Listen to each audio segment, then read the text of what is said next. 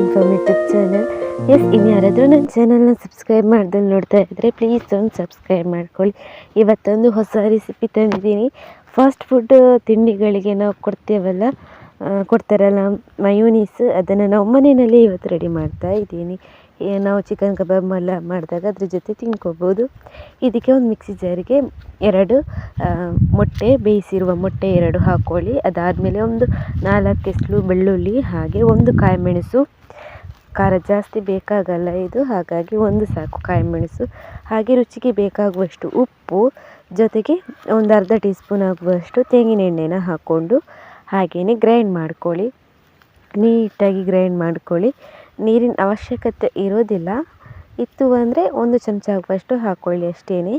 ಅದಾದಮೇಲೆ ನುಣ್ಣಗೆ ಪೇಸ್ಟ್ ಮಾಡಿದ ಮೇಲೆ ನೀವು ಚಪಾತಿ ಜೊತೆ ಏನಾದರೂ ತಿನ್ಕೋಬೋದು. ಸೂಪರಾಗಿರುತ್ತೆ ಈ ಮಯೋನೈಸ್ ಟೇಸ್ಟ್ ಅಂತೂ. ನೀವು ಟ್ರೈ ಮಾಡಿ.